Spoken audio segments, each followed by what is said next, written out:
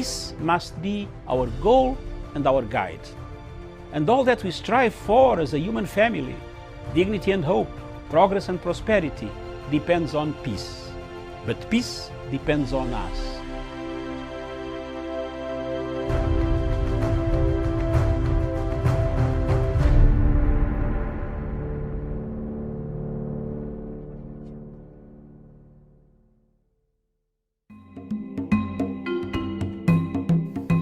Viewers, good morning. This morning, I want to address the issue of Uhuru Kenyatta's legacy. The legacy of His Excellency President Uhuru Kenyatta of Kenya keeps on moving, keeps on going forward and forward. Since the handshake in 2018, that brought about the peace, the tranquility, the unity of purpose, President Uhuru's star has been rising. All over Africa, people are thinking of using the model that Kenya used to stop any form of violence, chaos on the streets after elections. As you know, all of you are aware that elections in Africa produce two things: after or before or after the voting. Disputed elections, winner takes it all, loser doesn't accept the results. But the Kenyan model takes us miles and miles away from the normal type of democracy. The democracy, a negotiated format, a consensus format. A democracy that gives consensus a chance. A democracy that talks about the future of a country, the unity of a country, as opposed to a fragmented country, polarized country, where most African countries find themselves in. We have seen in the last 10 years or so, most of the elections in Africa have been contested by the opposition. Very few people in Africa, countries in Africa, where opposition has conceded defeat and come up to congratulate the winner. We have seen the South African model has worked very well. The Ghanaian model has worked so well. I don't see any other country in Africa where the models have worked well. I thought it would be Sierra Leone, but today we see Sierra Leone going back to the same ethnic tensions, as you can see from the reports that are circulating in the international media and the local media. So elections in Africa are contentious issues. They create a contentious position, create a departing point for the people of Africa, of that particular nation.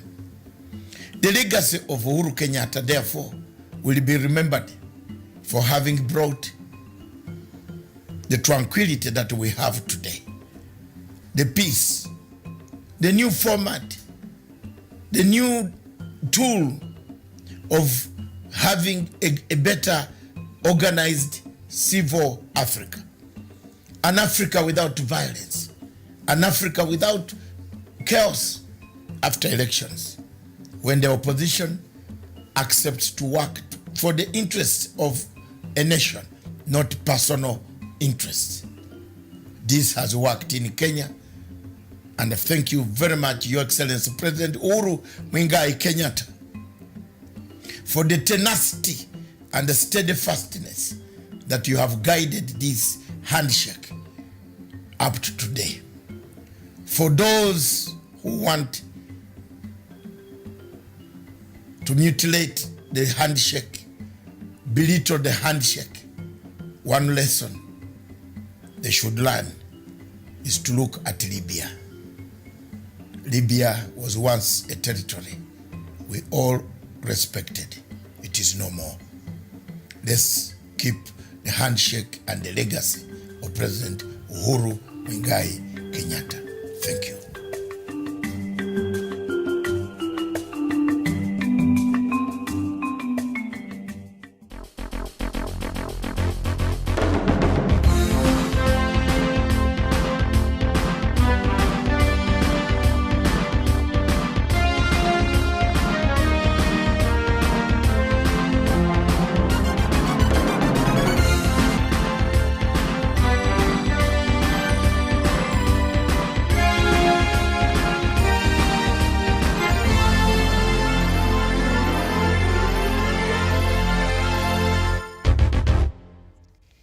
Thank you so much for joining us, and a very good morning to you, good afternoon, good evening, depending on where you're tuned in today, being the 4th of February 2021. My name is Miriam Ogoto. The show is Good Morning Africa, and here we get to look at the news making headlines across Kenya and sometimes across the continent of Africa, and we bring us up to date also with the latest figures in line with COVID-19 in the continent. Thank you so much. Before I bring in my panelists this morning, perhaps I bring us up to date with the COVID-19 statistics, and I'll start with Kenya. And the confirmed cases right now so far is at 101,159 cases. The death toll is 1,769. Recoveries is 84,060. Uganda, the confirmed cases is 39,685 cases. The death toll in Uganda is 327, and recoveries is 14,310.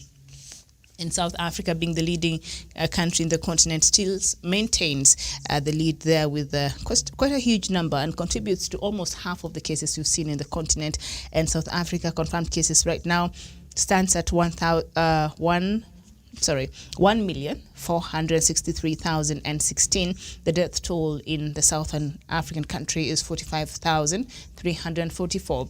Recoveries is 1,323,680, and the total cases across Africa this morning stands at 2,949,001 cases, and the people who have since passed from COVID-19 in the continent stands at 98,210 cases, and recovery so far is 2,560,415.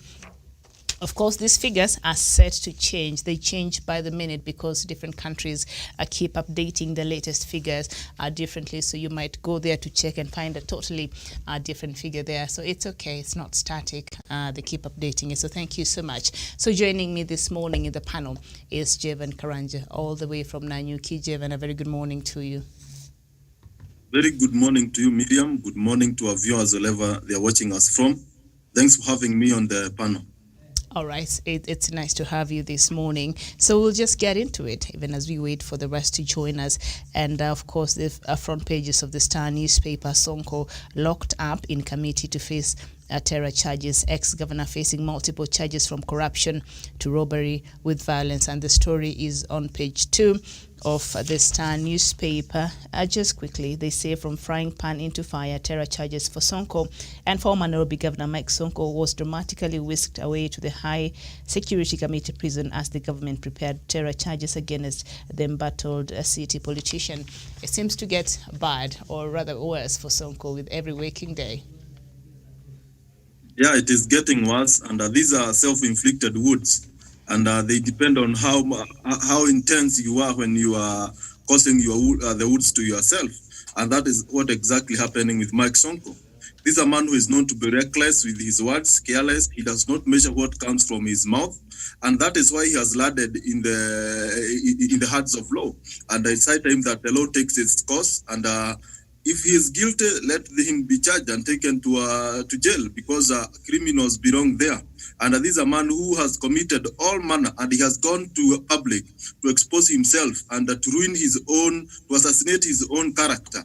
Therefore, this is a man who has caused a lot of damage to his political career and to his life as a person. And it's high time that he deals with his own problems.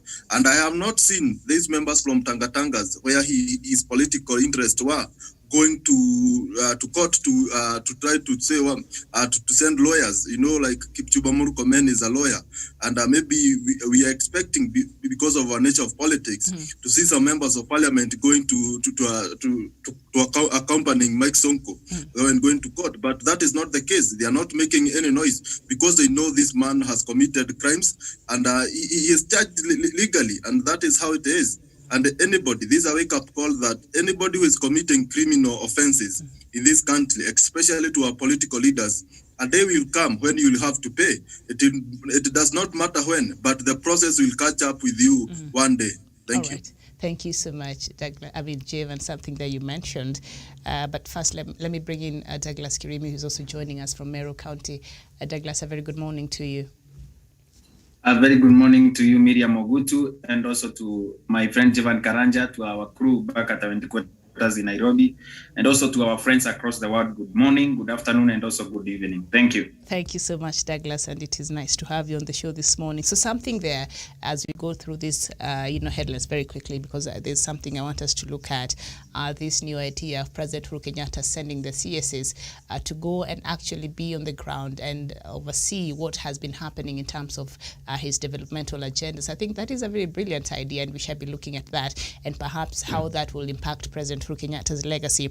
But before that, something that Javan said there that I had not thought about it. All this time you see Sonko by himself and his lawyers, but I've not seen any, any person from the side that is aligned to right now of the DP, the lawyers there. They have several of them, and Javan has mentioned Kipchumba Murkomen, Senator for Elgeyo Marakwet, and others. We've not seen any of them flock there to try to be his legal team or to offer him some help. Maybe they're doing it behind the scenes. We are not aware, or maybe is it just a case of, you know what, just carry your own cross.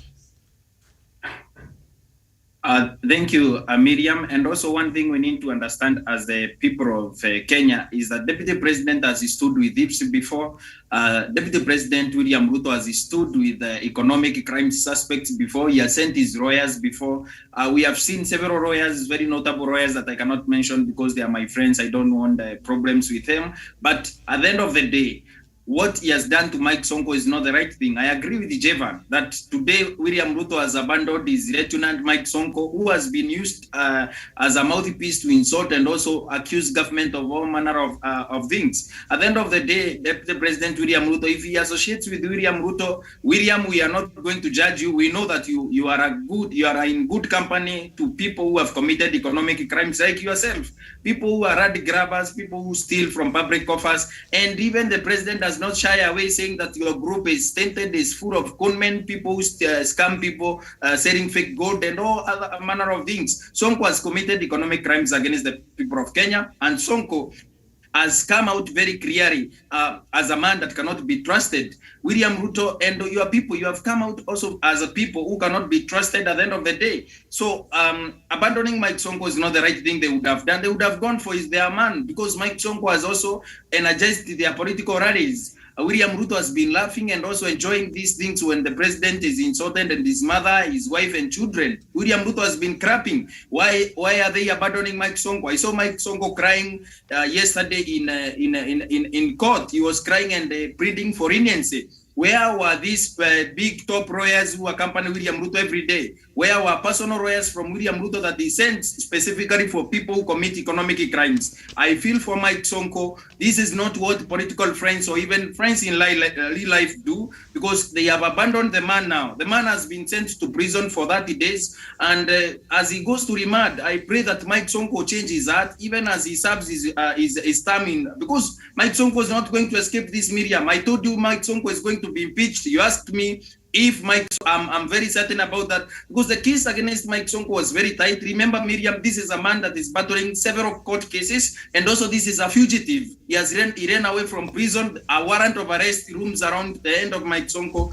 and I'm praying for him so that even as he goes to prison, as he stays in remand, I'm praying for him so that his heart will be changed. You know his true friends and Kenyans can see that William Ruto is a fake friend, is a fake political friend, including when you give him an opportunity, he's going to abandon you. Okay. As the people of Kenya, you have seen what he has done to Mike Sonko. If he can do to a fellow billionaire who has stolen public funds to that, what can he do to a poor man in Meru, in Taita Taveta, in Turkana? Miriam, this is a man that I cannot trust my life with, and I hope Kenyans are seeing what Mike Sonko has been able to be degraded to. Mike Sonko has no friends. We never saw anyone with Mike Sonko yesterday. Mike Sonko is battling for his life in prison, and William Ruto has abandoned him. And William Ruto never abandoned those other thieves that he has stood with before. Why has he abandoned Mike Sonko now, Miriam?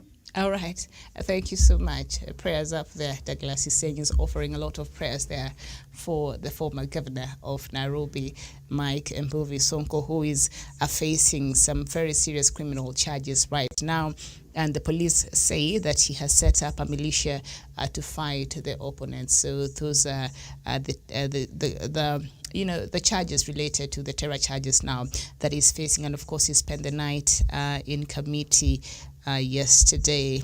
Not very good times there for former Governor Mike Sonko. Isaac Okonio saying you're watching from the equator in Western Africa. Very good morning to you, and thank you so much for tuning in. The same headline is on the Daily Nation this morning. Sonko staring at long prison term. I don't know. Is it because he does not have friends, or is it because I think he's done so much damage and the way he records people and his reputation that people are just scared. People are just scared to be associated with him, and he's more of a liability. So you deal with Sonko at your own peril.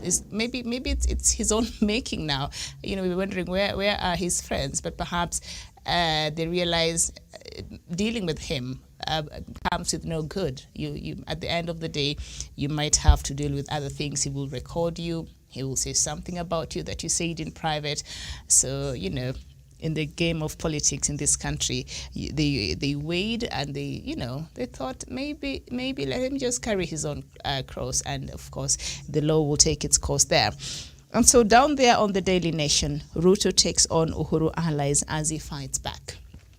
All right, and Deputy President William Ruto is on a mission to counter the gains made by President Kenyatta and Orange Democratic Movement leader Raila Odinga, who have stepped up campaigns to popularize the Building Bridges initiative. Mr. Kenyatta and Mr. Odinga have, for the past 2 weeks, toured Mount Kenya, Nyanza, Coast regions. The DP is expected at the coast today, touring Kwale, Mombasa, Kilifi, and those counties. And down there also, Raila leads by example in Siaya. MCAs in Raila's home county yesterday unanimously voted for the Building Bridges initiative bill a week after it was submitted to the county assemblies by the Electoral Commission. So I guess it's a good start for the BBI process there, Javen. Yeah, thank you, Miriam. BBI is already taking momentum, and now it is not a matter of how many counties will pass, but we will pass the bill of the BBI. But which counties will pass the BBI first? That is the competition that is we are having now. It's just a matter of time before we hit the 24 counties. And because this thing is, maybe it is not popular from those who are against it, but on the ground and in our county assemblies, people might say that it's because they were promised car grants. And even our members of parliament and senators received the same.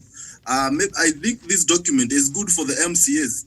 Nobody will abandon that document where they are going to manage 5% of the 35% that is coming to the devolved units. I think it's a good process. It favors the MCAs and especially the devolution. And we know MCAs, the governor and the senators, as the custodians of the devolution, they need to support this document so that we empower a devolution. Therefore, it is a good thing. Now we are remaining with the 24 counties, and after that, the document will go to the National Assembly. Therefore, it is a process. It's a step at a time.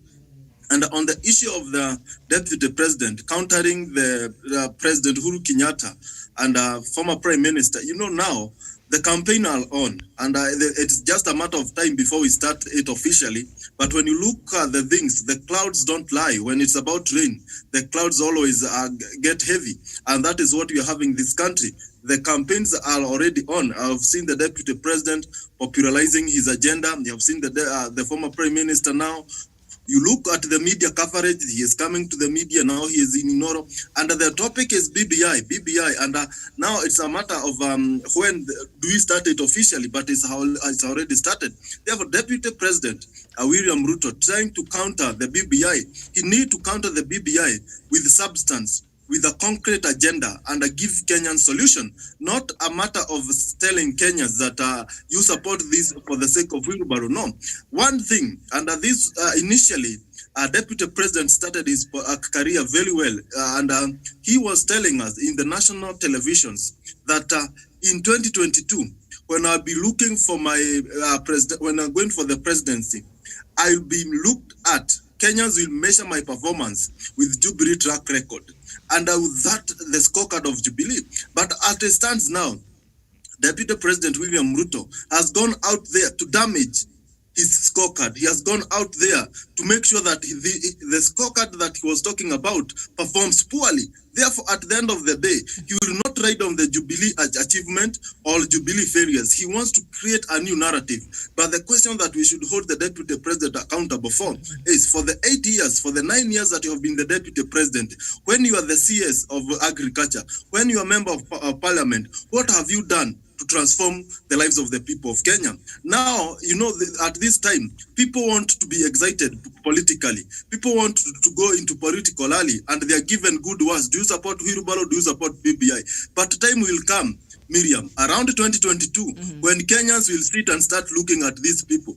Is William Ruto really a presidential character? Does he meet what is required to be in the state, in the House at Hill? Does the people surround him look as people who can take this country forward? A time is coming, Miriam, when Kenyans will start looking for a president. Now that time is not right. Now every politician who excites the masses, he'll be celebrated. Who goes around there promising empty promise, they will celebrate. But a time will come when Kenyans will say, hold on, now we look for a president, and you'll see them changing. Even those who support the deputy president, they're just saying, this man is a good man, but does he have the qualities of a president? And when that time comes, you'll see other people emerging and being supported, even people who are not campaigning now. You might be surprised in 2022, Kenya deciding to have a new president, not Prime Minister Odinga or William Ruto, but a third party that has a character and qualities that Kenyans will be looking at that time. I'm not saying that they don't meet the qualification, but time will come when Kenyans will start figuring out what is it required to be on the State House, and that time is coming. Therefore, let them campaign, but Kenyans will make their determination when time. Okay. Thank you. Thank you so much. And this morning, we're also joined by Marlene Washera from Kiambu County. Marlene, good morning to you.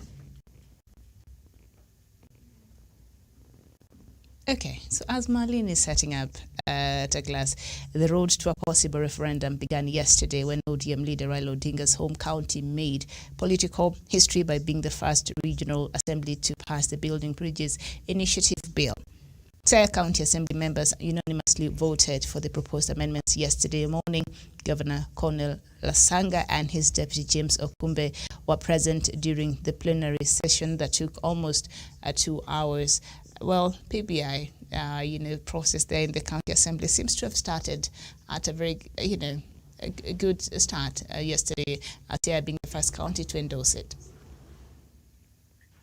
Thank you, Miriam. And like Jevan said, is that the question is, if BBI is going to be passed in counties, the question is which counties will be the first to pass BBI report. Remember, at the end of the day, what we are staring at is a constitutional moment that no one wants to be left behind, except William Ruto, who has been opposing everything. In 2004, he was opposing the CDF. Everything. He was opposing the constitution in 2005. In 2007, William Ruto was disputing elections. In 2010, the constitution. Everything that has come new in this country has only one person opposing. And these MCAs can see. For example, in Siaya, these MCAs knows that the people of Siaya, the different people from different constituencies are going to judge them from their different wards based on their performance on the ward development fund utilization. So these people know exactly what they want for their people. And what we don't want for this country is a situation where one man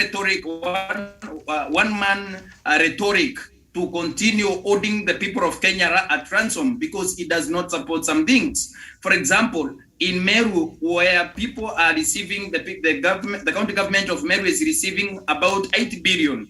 That will be an increase of more billions to the county of Meru. In Kiambu and every other county in this country, what we want in this country is a situation where anyone can be president, but not everyone that can continue holding the people of Kenya at ransom. For example, Siaya County Assembly has passed the BBI report. We are going to experience more counties, more than 24 counties passing the BBI report. If this BBI report is passed, it's not political euphoria. This is a constitutional moment, and this is something that is going to change the lives of Kenyans, and also especially the rural folks, the rural women and children that suffer most when there is hunger, there is lack of water, there is lack of food, and also development. When there are no better roads, children suffer more and women suffer more. Because at the end of the day, this is development to the people, and no sane MCA, no sane county assembly can oppose this BBI process and also this BBI bill based on I was told to do so.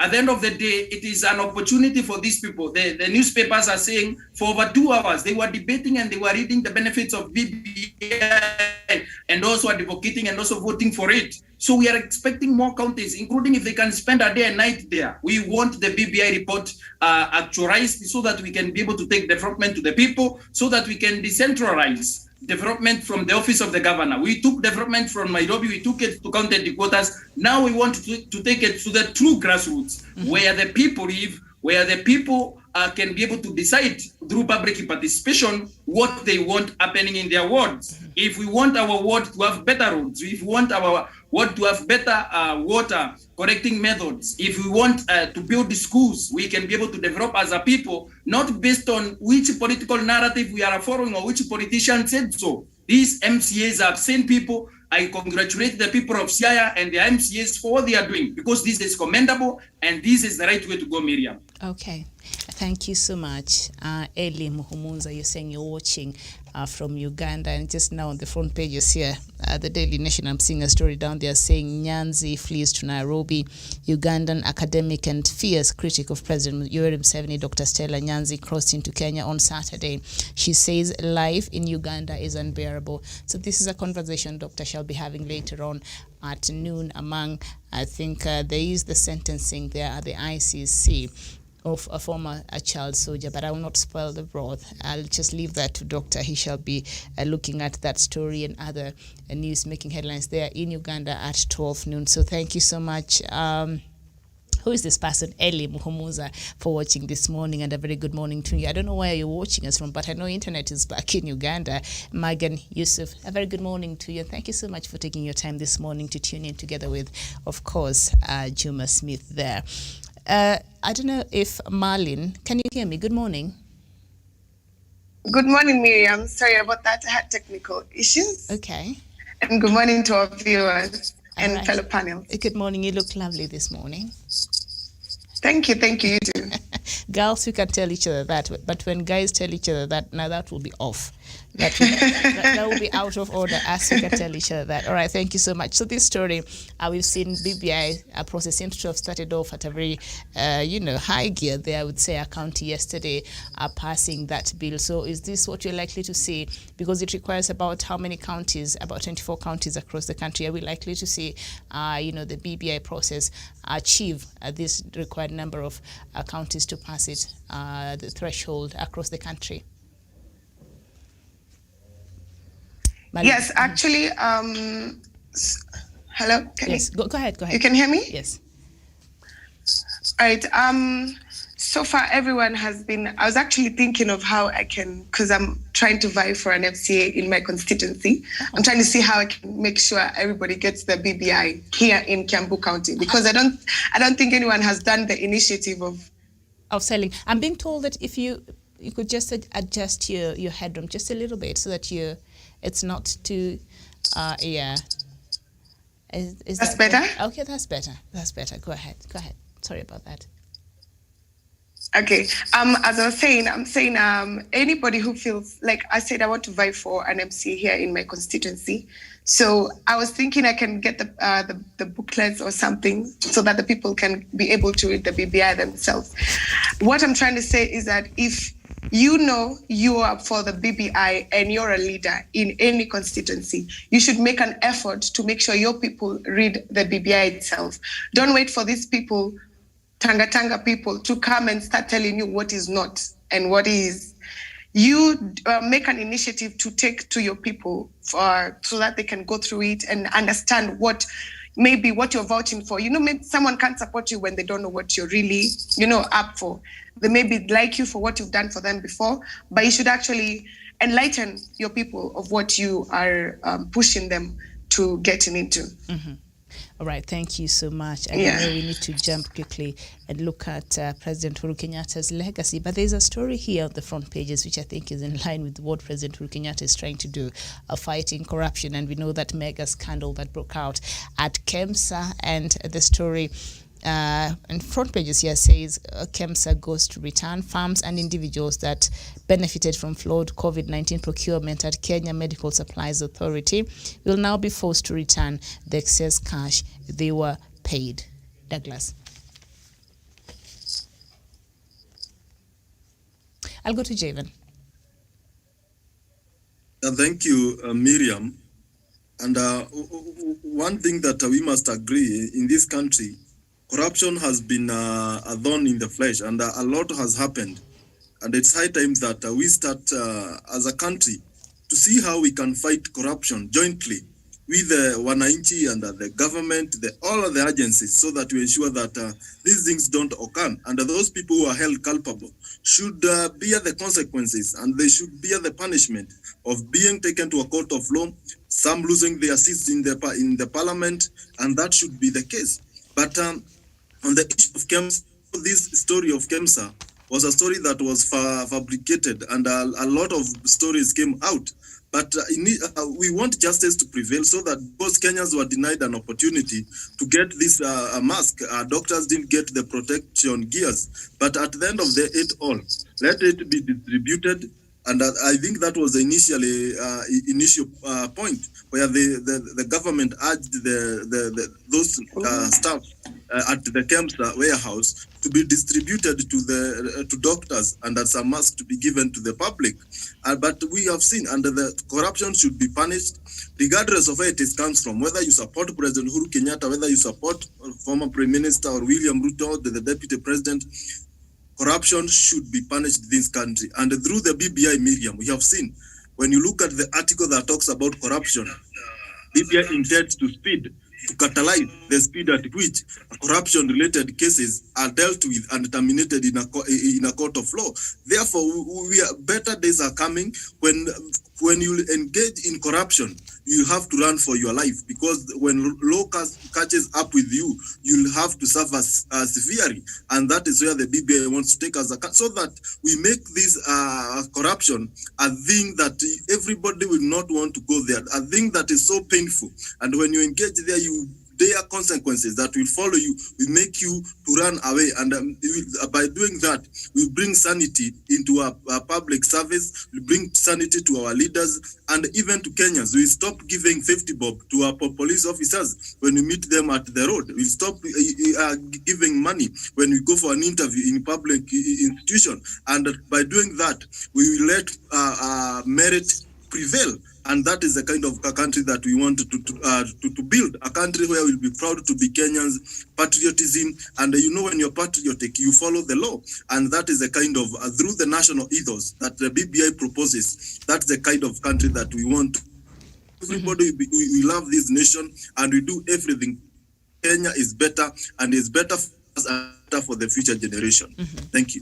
All right, thank you so much. And we know that President Uhuru Kenyatta has been very categorical when it comes to the fight against corruption, and we know how much damage corruption has done for the service delivery in this country. We know how much corruption has affected the health sector, especially the public health sector in this country, our education sector, every sector in this country, because it is in there. You find cartels, you find so many, people and loopholes where public money is is misused. So President Uhuru Kenyatta, with this understanding, has gone out and has been on the front lines in the fight against corruption. So this case, the KEMSA case, which I think is a matter of public interest, because Kenyans really were disgusted in the middle of pandemic, and then you hear how much prices were hiked there. And so now what the government is saying is that the money, if you are overpaid, then you have to return that money. Will this go in a long way in the fight against corruption? And at least will that call Kenyans, who are really not very happy with this story at KEMSA? Douglas. Thank you, Miriam. And also, the people should understand that these procurement irregularities most of the time don't happen because the president knows, or the president will know the next morning, or even top government officials. There are mischievous people everywhere. There are people, we also saw when there were scandals that were coming from the office of the deputy president at Annex. There were so many instances that conmen who used his offices at that floor to continue swindling Kenyans. And when he is asked, he says he does not understand him. He's a public officer. He does not go to that office. He stays at Karen and all that. One thing we need to commend the government is that these people who are paid the monies and they didn't supply anything at KEMSA, they need to return that money, because those are economic crimes against the people of Kenya. Those are our taxes. Those are monies that are not used prudently, and also that is money that has been misappropriated. And also we would like to see government take action against those procurement officers that authorized the complete transactions from KEMSA, so that the people of Kenya can fight corruption. Because at the end of the day, our fight against corruption cannot end over at KEMSA. We need to go to every department. We need to audit the National Irrigation Board, their budget. We need to audit Earth Water Services. We need to audit our Sonyiro Water Services. We need to audit every department in government and see how these people at procurement levels are able to pay people, and these people cannot be able to supply anything. We have seen that thing before at NYS, where people would supply nothing, but they would be paid millions of shillings in their companies. But at the end of the day, that is a forward move, and we are going to recover that money. And that is something that we need to see also going back to projects. When a project loses, the Nairobi Expressway is one project that has not lost its money. We see the speed that it is moving with. Actually, I predict it is going to be completed at the end of the schedule. But people who lost money in Arol and Kimwarel, the Treasury and the Kerio Valley Development Authority, all these people should be rounded up, and also we need to be told where is the 64 billion, so that the people of Kenya can find closure. If that money went into a particular politician's pocket, if they bought choppers, we can be able to dispose those choppers, we can dispose their land, we can dispose their clothing. If they have bought clothes, expensive clothing, we need to know where is the money going. We need to go to the root cause of that money. We need to go and recover everything. The Assets and Recovery Authority is INDO. We need to make use of that authority so that we can continue recovering public monies and also proceeds of corruption media. Very well. And that is the right direction. That is a good step to the right direction. And this is going to work for the people of Kenya and for the good of our country. Thank you. All right, very well. Thank you so much, Douglas. And of course, Kenyans were waiting to hear an update about this scandal now appearing before the National Assembly Public Investment Committee yesterday. Mr. Ogeto said entities that supplied items at inflated prices and have not been paid will only get their money based on the current rates. He told the team chaired by Mvita MP Abdul Somad Nasir, which is looking into the 7.8 billion Kenya shillings procurement at KEMSA, that illegal contracts are not enforceable. This is one way of successfully fighting corruption, Marlene, don't you think? Marlene? All right. Sorry about that. Sorry about that. As I was saying, Miriam, tackling corruption is the single most important mission Kenya has now. I do really agree that the officials of KEMSA who were involved in the corruption should actually be investigated, and they should be held accountable for the missing money. It's only right to show Kenyans, and also as Douglas said, also it's not only in KEMSA. They should also dwell in other companies or institutes that are also doing this kind of corruption activities. We can't, something that Kenyans do is only dwell on one issue alone. And I'm happy, but it's a good thing that we're starting somewhere at least, So the officials should actually be held accountable, and they should give back the money, the 64 billion, they should break it down and they should tell us where this went. And as Douglas said, if we suspect someone bought a lot of stuff, like I know some fellow, my age mates, someone was working in the medical department, well, let's call it KEMSA, and now they own big houses, cars, and I mean, where did all that come from? And it makes me very angry. In fact, I don't even talk to them anymore because I don't understand how you start laughing and belittle other your age mates because they don't have what you have. And yet you know very well you're destroying the economy of the country. Because if you have all this, that means you've taken away someone else's meal on the table. You can't have too much where you didn't even work for it, Mm-hmm. So yeah, I really support that. And the BBI also supports the corruption. We're going to fight corruption, and it's already started. They started a long time ago, but if the BBI passes, which I totally support, I'm sure this is going to be dealt with properly. Thank you so much, Marlene. And I do understand what you're saying, because I know a brother to a friend of a friend who also, I think the wife works with the government and is part of the procurement, and I think they've accumulated wealth in stealing like that, supplying hot air, and they have a beautiful home at Karen and all that. So every time she tries to tell me how, it's such a beautiful home, I have to remind her that is stolen money. Don't tell me about that is stolen money. Keep that in mind. So I don't know how you sleep at night, knowing that you did not supply anything, but you I don't know how people work. I don't understand. But anyway, okay. So let's just see, because the recent move we've seen, the cabinet secretaries, I think in a group of 4s or 5s, going and inspecting different projects by the government across the country. I saw that yesterday. We saw them inspecting the expressway the other day, led by CS Macharia there. And yesterday we saw also a couple of CSs inspecting initiatives across the country. I think President Uhuru Kenyatta has told them, in the office, roads are not built in the office.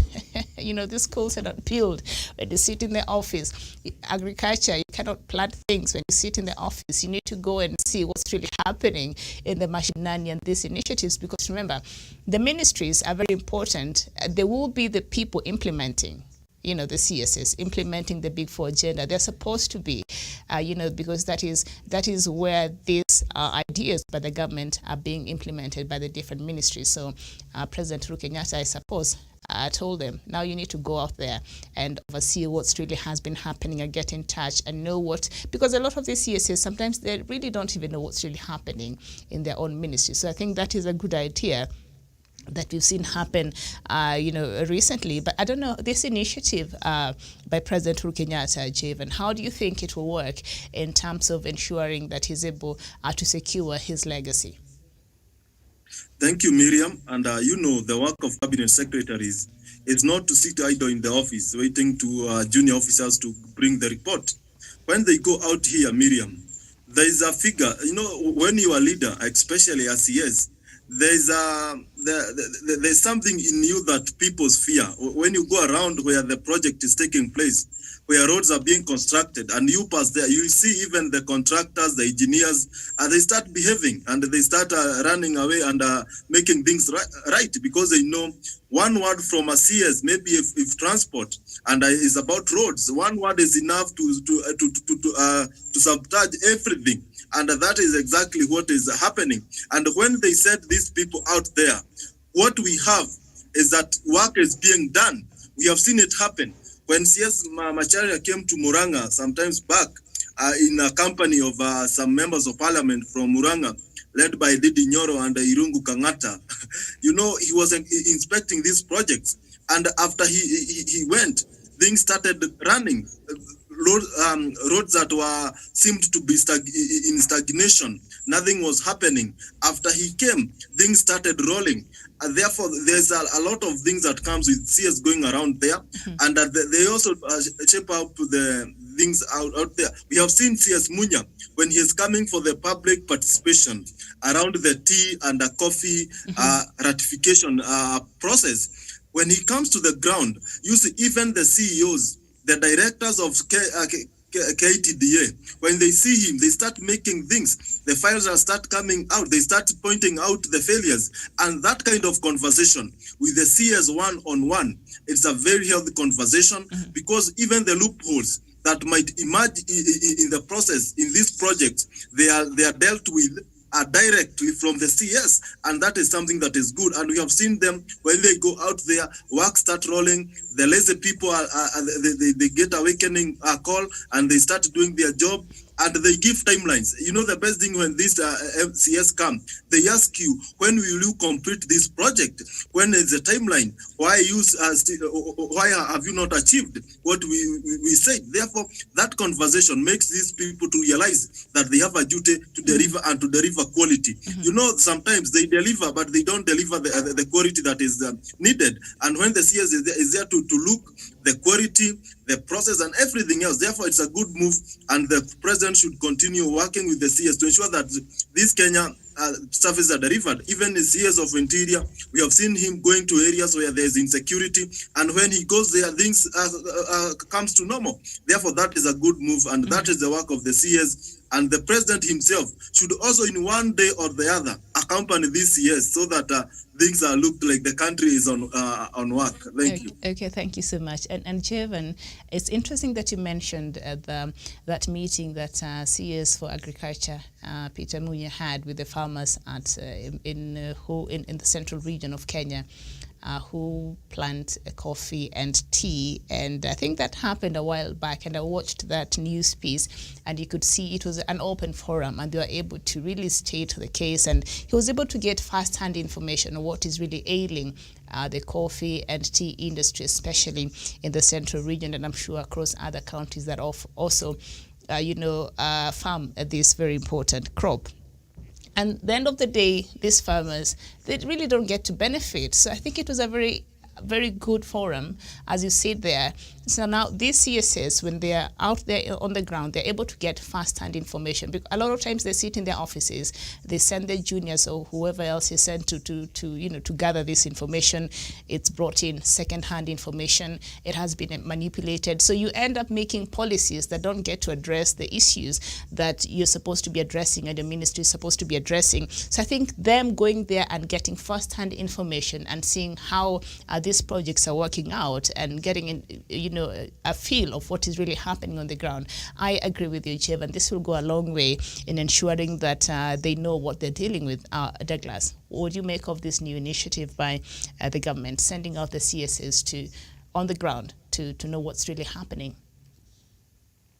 Thank you, Miriam. And also, that is what is supposed to be happening. We've seen the president himself move from his office at Arambe House or maybe from State House and go inspect projects across the nation. We've seen the president give ultimatums to constructors, especially contractors that have been able to be relaxed at work, and maybe they have abandoned the projects. We've seen that is working very well, and also we saw the CS for transport, for sports. Amina Mohamed in Eldoret with the governor for US and Gishu, His Excellency Governor Jackson Mandago. When they were giving that ultimatum, the contractor was scared and they started the work immediately. Actually, the governor said if he does not start the work immediately, he has more people that can be able to be subcontracted to be able to do that. Mm-hmm. And when these people come to where these projects are, what we are suffering today, we are suffering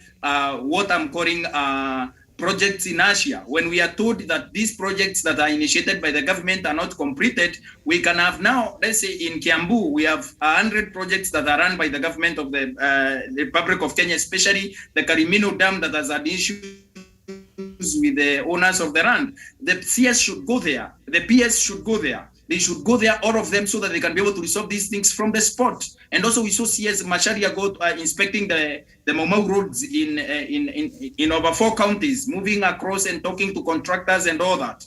We need to see more of this, because at the end of the day, we need to see other projects that are coming to fruition, even at the end of the schedule, like the Kitui-Kibwezi Road, that the Chinese contractor said that they were given up to 2021 December, but they have delivered that road despite the challenges in COVID. They have delivered it completely well, so that we should also be able to unearth these corruption scandals that have been able to engulf these projects before. For example, we could not have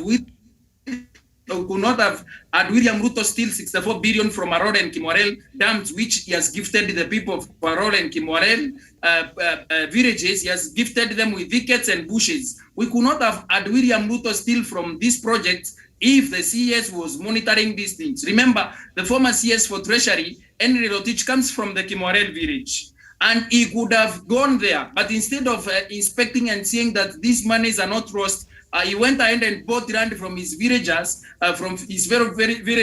speculating, so that when he allocates money for the project, he can go ahead and also profit from that. We don't need CSs like that. We need CSs who are patriotic. We have not had where CS Macharia has bought land so that he can speculate and allocate money to that project. When money is allocated to that project, he can benefit.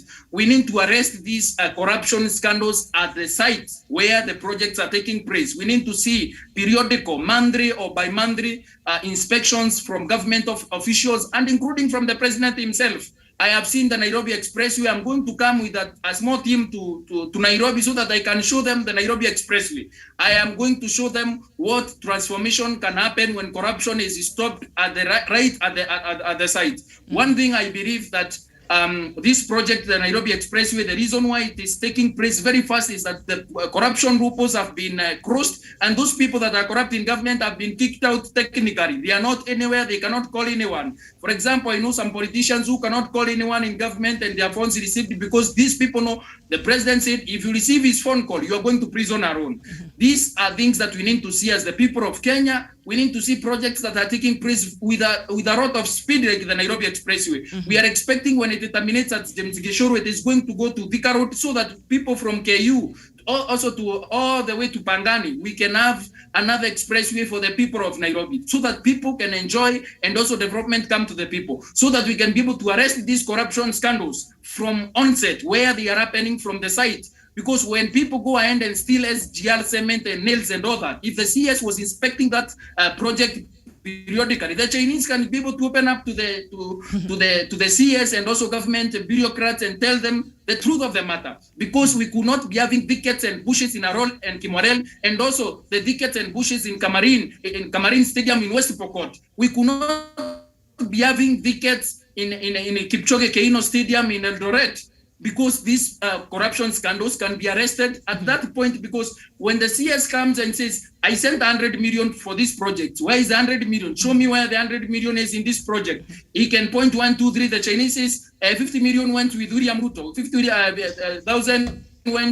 million went with Mike Sonko, so that we can be able to follow Mike Sonko and William Ruto directly, without engaging in these shenanigans that we are told money is in London, money is in Italy, whereas money is here. Money has bought choppers, money has built hotels for William Ruto in Nairobi, in Mombasa. Money has been able to buy people to oppose BPI. Money has been buying Kenya politicians so that they can continue fighting the president. This is a shame. This is a national shame, and we hope that these yeses can continue going to these places so that they can be able to arrest these corruption scandals, so that we cannot have money roaming around to continue destabilizing the government of the Republic of Kenya and the security of the people of Kenya. At Raj Miriam, and I submit. Okay, thank you so much, Douglas Kirimi from Meru.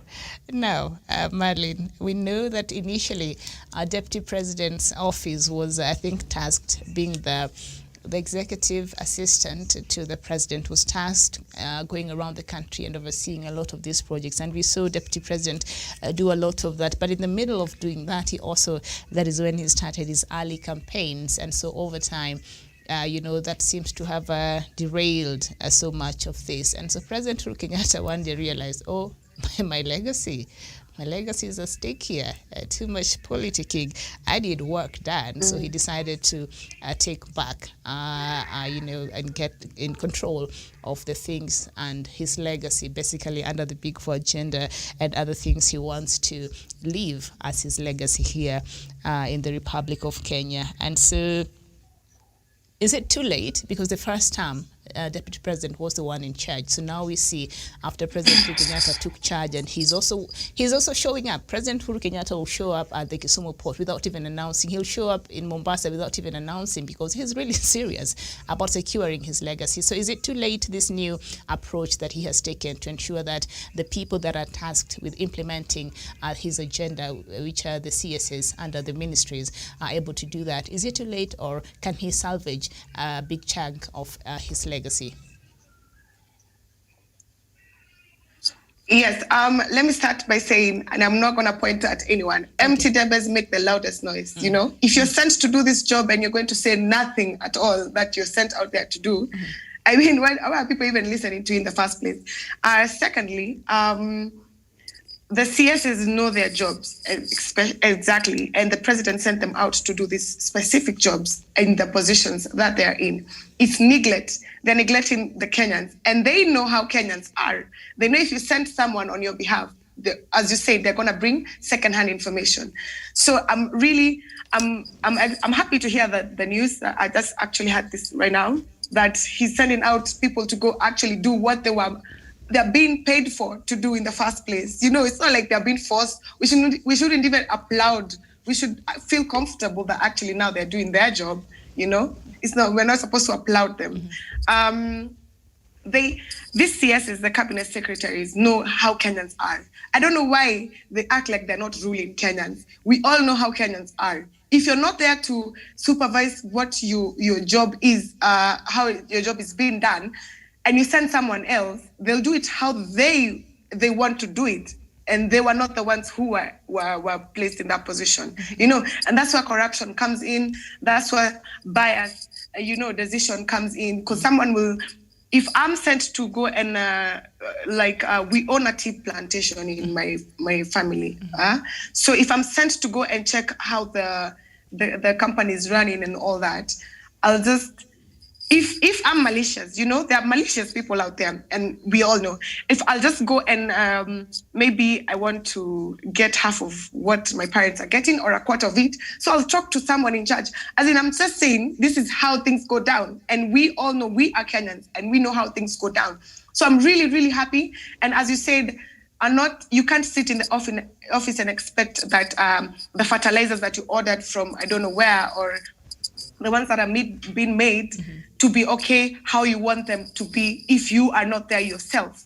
You get? So I think everyone should, I miss Kinamichuki, those old, the ones that passed, the late ones, because they were very aggressive, you know. And I heard about something that happened, like something last year-ish.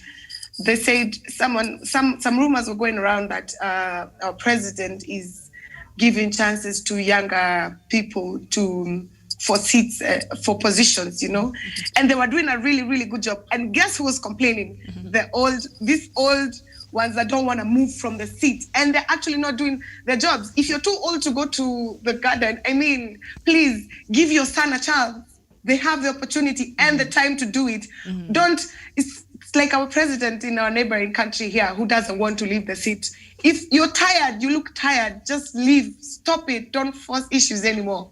You know, I'm happy. If they're not going to do the job, please, let's give chances to people who have the energy and, they're ready to do it. Okay. Marlene is saying, so that's a good thing. If you look tired, they might look tired, but maybe inside them they might feel very tired. I don't know if there's a difference to that. All right, thank you so much. And we shall be seeing how this new initiative by President Uhuru Kenyatta to send his CSS out there on the field to ensure that they're in touch and they really know what's happening in their ministries and they're able to implement his agenda. We'll see how that will impact on President Uhuru Kenyatta's legacy and his Big Four agenda, among other things that he intends to achieve on behalf of Kenyans. So I'll make it my responsibility President Uhuru Kenyatta. I'll be watching how this works out for you. All right, thank you so much, Washera Marlene from Kiambu. Thank you, Jevan Karanja from Nanyuki, and thank you, Douglas Kirimi from Meru. We shall be back here at 11. I know you're wondering why we've not talked about that NCIS, is it? A list of shame. All right, we will talk about it at 11.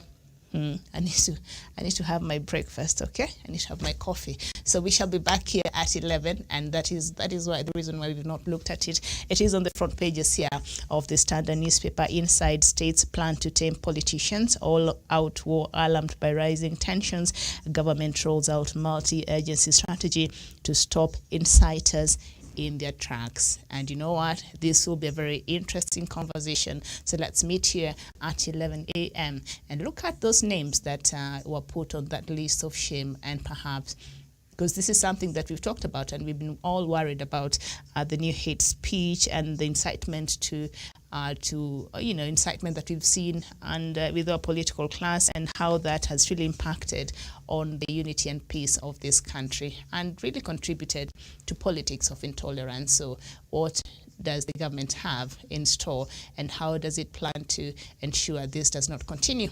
Join us at 11 a.m. Thank you so much for watching. My name is Miriam Ogutu. Good morning.